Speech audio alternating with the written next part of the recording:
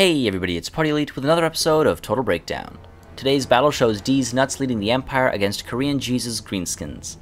A general of the Empire flies in with Blood Roar, Foe Seeker, Deadly Onslaught, Stand Your Ground, and a Potion of Toughness, with an Empire Captain flying in with Foe Seeker, Deadly Onslaught, a Potion of Foolhardiness, a Potion of Speed, and a Potion of Strength.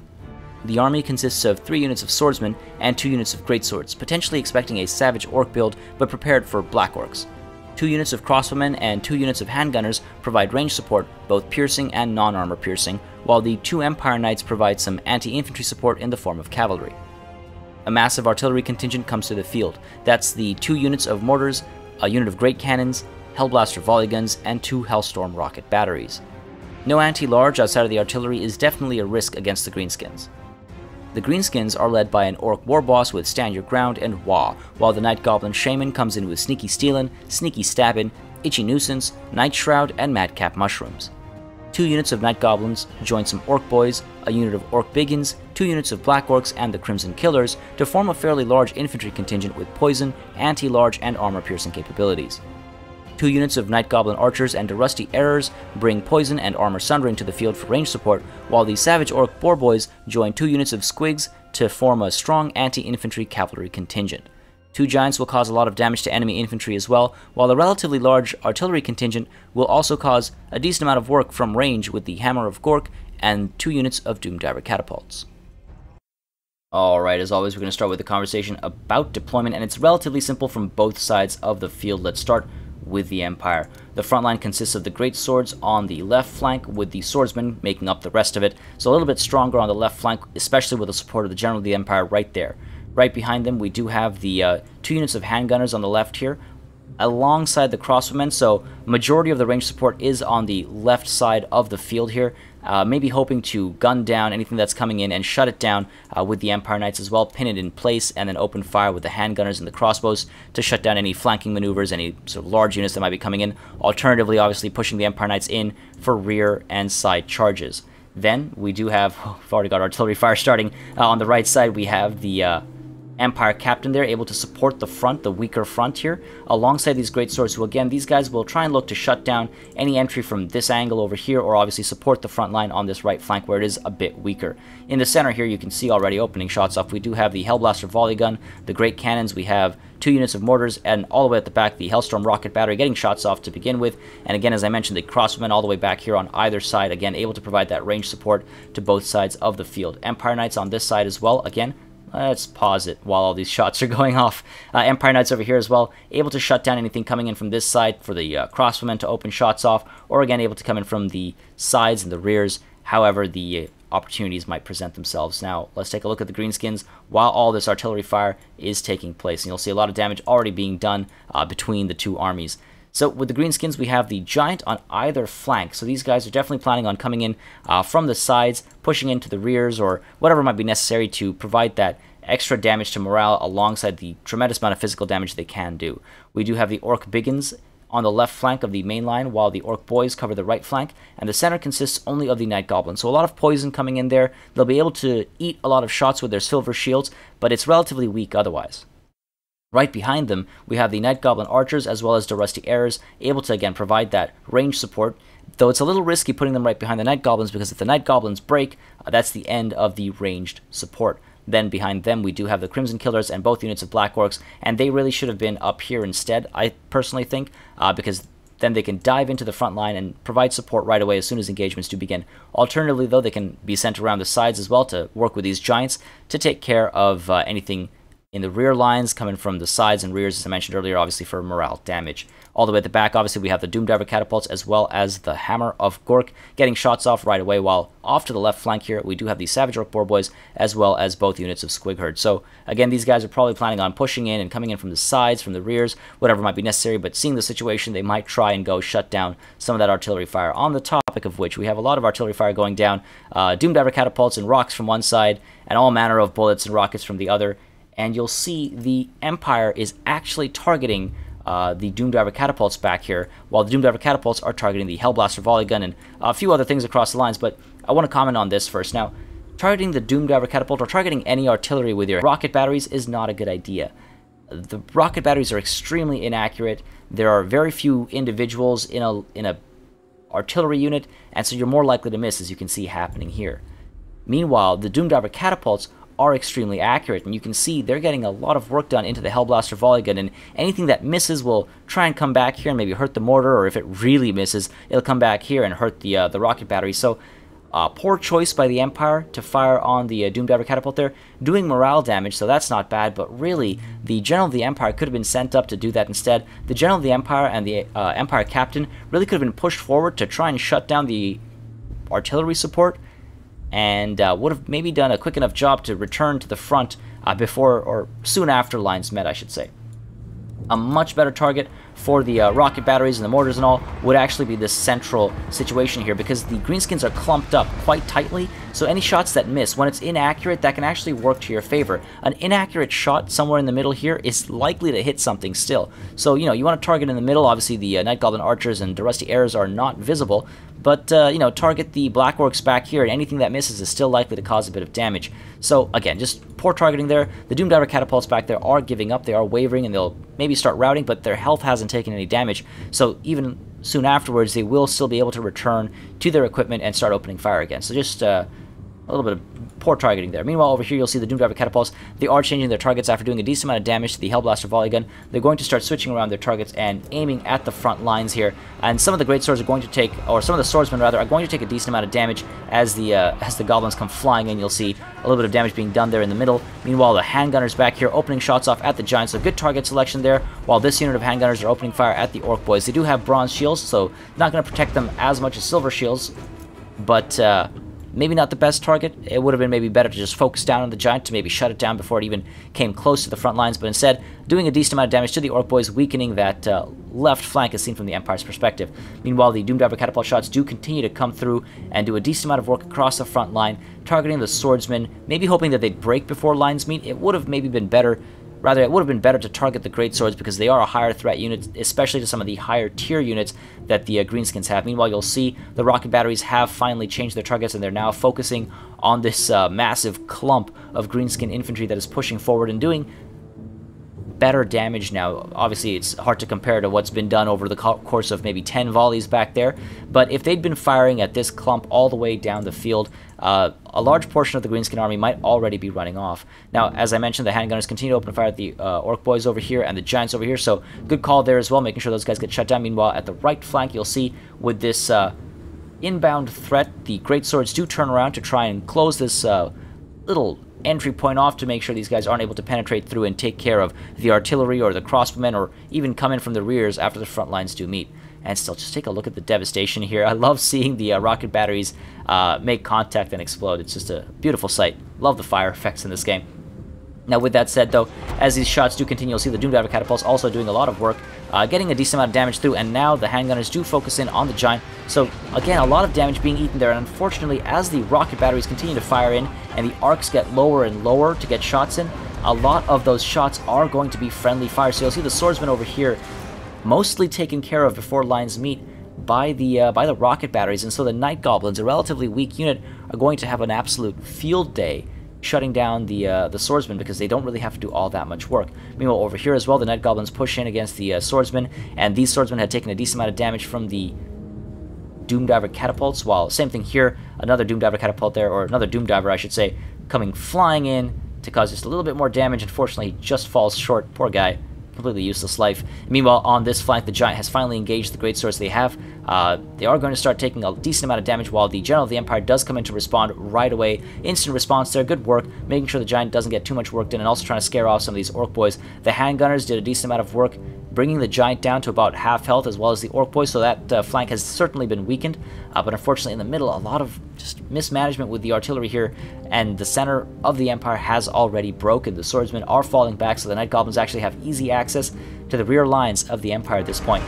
And take a look at that, the handgunners as well eating some shots. Now, the Night Goblin archers are also getting a lot of damage in. They are wavering very quickly because of that range support, but unfortunately the center has broken because of friendly fire. And now, meanwhile, you'll see on the right flank over here, we actually have the Savage Orc Boys and the Squig Herd being bogged down by the Empire Knights as well as the Great Swords. Now, the Empire Knights are very quickly being taken care of. They've eaten a lot of damage, and they'll continue to do so. But this clump is wholly unnecessary for the Greenskins. It would have been great to see some of these Squig Herd get pulled back and maybe push in through the front, or, you know, try to chomp away at some of these great swords, or maybe sneak through the little gap there that's forming as the great swords go in after the giant. The Empire Captain as well trying to take care of the giant there, but taking quite a beating. The Empire Captain's going to have a tough time against the giant, so a bit of a bad pick there in terms of engagement. Not having any anti-large is definitely a bad call, as I mentioned earlier, against the Greenskins, and this giant's just going to have a great time. Look at the amount of damage he does to the Empire Captain with each hit. Meanwhile, in the center here, you'll see we do have a spell we don't see very often. Night Shroud goes down, trying to take down the accuracy and capability of this rather large range contingent. So we don't see it often in the field, but this time we have seen it, and not a bad call. I mean, these guys are going to be significantly more inaccurate now, and unfortunately they still have a lot of close targets that they can hit, though they might not be able to accurately hit the artillery support whatsoever at this point. Meanwhile, you'll see the Empire Knights over here diving into the Night Goblin Archers, shutting down that range support, trying to make sure that it doesn't come back, pulling away from here and then pushing in. So good work there, making sure that the infantry had pushed forward and engaged with the front lines, because you can see the Crimson Killers, they've engaged the Black Orcs as well, they've engaged over here, and these guys as well pushing forward, turning around now to deal with the Empire Knights, but not before they're able to get a decent amount of damage into the Night Goblin Archer. So good work there. It would have been nice to actually see the Empire Knights at this point especially go back there and just shut down the enemy artillery once and for all, because, I mean, they're free to fire, nothing's shutting them down. A little bit of artillery fire does not frighten them, and unfortunately you'll see the the rocket batteries continue to fire into the center, putting these Empire Knights in a very dangerous situation. Now, while the right flank is being taken care of by the Crimson Killers, you'll see the swordsmen are falling rather quickly, and in the center here, the swordsmen as well, falling to the Night Goblins rather easily. Unfortunately, these Night Goblins were made to rout, and at the same time on this left flank, the Giant has taken enough damage to actually start routing, and same goes for the Orc Boys. So, good work there, whittling down the Giant before it arrived, whittling down some of these Orc Boys as well before they arrived, and then the General of the Empire comes in there to finish them off and get them routing. Unfortunately, the Black Orcs are in there now, and the Great Swords are going to have an even battle. Though with the support of the rocket batteries coming in, I don't know if they're helping the Greenskins more or the Empire more. A lot of friendly fire going down, but ultimately the Black Orcs do begin to waver, and they can rout, and there you have it. So they do start to rout. Meanwhile, we have our first shatter here. The Night Goblin Archers do give up. The Empire Knights, though, caught up by the Black Orcs, and you'll see now the rocket battery again firing extremely close and actually causing a decent amount of damage to the Empire Knights. So too much friendly fire once again, and the General of the Empire, meanwhile, too busy on the left flank here, allowing these Black Orcs to just push through and take care of these handgunners. They dive right in, and the handgunners are not going to enjoy that. Meanwhile, at the right flank, you'll see the swordsmen have fallen back. They have fallen apart under the pressure of the Crimson Killers, as well as the Orc Warboss, so very dangerous over there, and the Empire Captain having to fall back away from the Giant. A decent amount of damage done, but unfortunately not able to stick around, and at the same time, you'll see that the Savage Orc Boar Boys are kind of stuck in a stalemate engagement. If these guys had pulled out and just pushed in through the center here, all of this range support could have been shut down, a couple of rear charges would have come in, and the Empire would be done for at this point.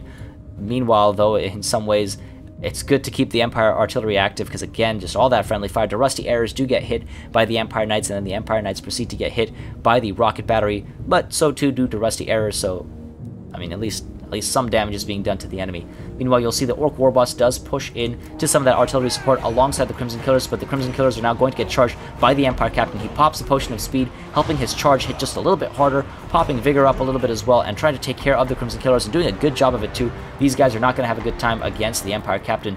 The Great Swords, though, having a terrible time against the Squig Herd as well as the Giant. Those guys are falling apart despite their high tier. They're not going to have a good time against against so many anti-infantry units that are also armor-piercing.